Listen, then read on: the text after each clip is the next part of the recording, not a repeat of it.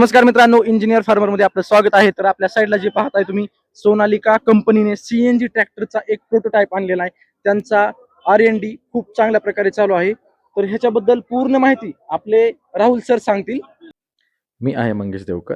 Engineer farmer मध्ये आपलं स्वागत आहे. चॅनलला सबस्क्राईब करा. चालू करा सर. तर हा सोनालिका कंपनीचा सीएनजी ट्रॅक्टर आहे.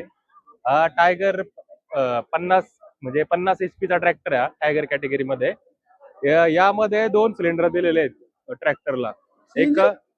एक हा 7 kg चा आहे. पलीकडे गेलं तर एक दुसरा दिलेला आहे सिलेंडर. ते 2 सिलेंडर आहेत. ते जवळपास 14 kg चे आहेत. आणि मागे पण अटॅचमेंटला दिलेले आहेत एक्स्ट्राचे कॅपॅसिटी वाढवण्यासाठी. हे 2 सिलेंडर दिलेले आहेत. हे 13 kg चे एका साईडला आहेत. म्हणजे इकडे 13 आणि तिकडे 13, दोन्ही मिळून 26 kg आहेत. आणि ट्रॅक्टरचं आपल्याला मगाशीच बोललो मी त्याप्रमाणे 14 kg ची त्याची कॅपॅसिटी आहे. जवळपास हे टोटल कॅपॅसिटी झाली त्याची 40 kg. या 40 kg कॅपॅसिटीवर आपण ट्रॅक्टर रन करू शकतो मॅक्झिमम 10 hours पर्यंत. म्हणजे जर फक्त तुम्हाला प्लाविंग साठी किंवा रोटावेटर साठी जर ट्रॅक्टर चालवायचा असेल तर तुम्ही ही ट्रॉली डिस्मेंटल करू शकता आणि जे इम्प्लिमेंट आहे तुम्ही ते इम्प्लिमेंट लावून तुम्ही ट्रॅक्टर रन करू शकता. ट्रॅक्टरला कॅपॅसिटी दिलेली आहे 14 किलोची, तिचा यूज करू शकता. या ट्रॅक्टरची जवळपास जी इफिशियन्सी आहेत एका तासाला ते जवळपास 3 किलो कन्झम्पशन घेतं गॅसचं. आणि पुढे वाढत जाईल, जसा लोड असेल तसं ते कन्झम्पशन घेत जाईल. रिअरला आपण ही ट्रॉली माउंट केलेली आहे मागे. या ट्रॉलीला 2 टँक दिलेले आहेत. एक साईडची आहेत ही 13 kg ची आहेत आणि दुसऱ्या साईडची आहे ही 13 kg ची आहेत. दोन्ही मिळून 26 kg आपल्याला इथं कॅपॅसिटी बघायला मिळते ह्या ट्रॉलीला. जेव्हा आपण हे हॉलेज पर्पज साठी वापरू ना, त्या हॉलेज पर्पज साठी हा ट्रॅक्टर एक खूप बेनिफिशियल आहे. आणि जे जे आपल्या साईडला आता इथे माउंट केलेले आहेत ह्या टँक्स, याचे जो गॅस आहे तो या पाईपलाईन थ्रू ट्रॅक्टरला सप्लाय केला जातो आणि ट्रॅक्टर म्हणजे रन केला जातो. तर राईट ट्रॅक्टरसाठी ते फ्यूल एक्स्ट्राचा आहे. ट्रॅक्टरची कॅपॅसिटी पेक्षा ही मागची कॅपॅसिटीवर ट्रॅक्टर जास्त रन होतो. तर हे समोर जे 2 टँक आहेत त्या 2 टँक पेक्षा जास्त कॅपॅसिटी वाढण्यासाठी आणखीन मागच्या साईडला वाढवले. तर ज्या शेतकऱ्यांना ट्रॉली जोडून बिझनेस करायचा आहे किंवा रेंटने द्यायचा आहे किंवा शेतात चालवायचा आहे, म्हणजे मे बी आता महानगरपालिका आहेत, त्यांना कचरा किंवा सिटीमध्ये ज्या गोष्टी असतील नाही का, माल मटेरियल व्हायला, तर ते एक चांगल्या प्रकारे होऊ शकतं. म्हणजे वाहतुकीसाठी कॉलेज पर्पज साठी हा खूप बेनिफिशियल आहे सध्याला. आता म्हणजे नागरणी करण्यासाठी किंवा पेरणी करण्यासाठी किंवा रोटावेटर चालवण्यासाठी कसा एकदम म्हणजे किफायतशीर होऊ शकतो त्याच्यावर आता R&D खूप चांगल्या प्रकारे वर्क चालू आहे. ठीक आहे. या ट्रॅक्टरचं इंजिन हे 4000 सीसी इंजिन आहेत. 12+3 त्याचा गिअर बॉक्स आहे. जवळपास त्याला 4 सिलेंडर आणि 4 नोझल्स आहे त्याला.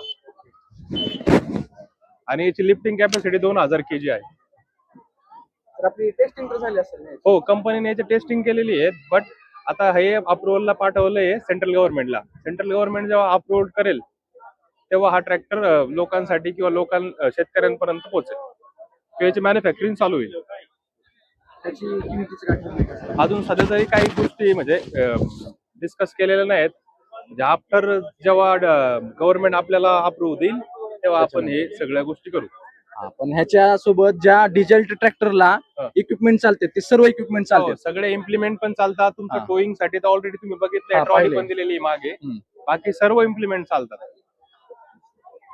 तर आपण एक प्रश्न होता सर की डिझेलच्या ट्रॅक्टरच्या कम्पॅरेटिव्हली हा चांगला कसा आहे, आपण विचार करू शकतो. आता पहिली गोष्ट, एक सगळ्यात मोठी गोष्ट झालेली आहे की सीएनजी मध्ये एक आपल्याला ट्रॅक्टर बघायला भेटतोय जे आपण कार लाईन मध्ये बघितलंय, तुम्ही 2 व्हीलर मध्ये बघितलंय, तसंच आपण ट्रॅक्टर मध्ये सुद्धा आलंय. हे सगळ्यात मोठं इन्व्हेन्शन आहे सध्याला तरी.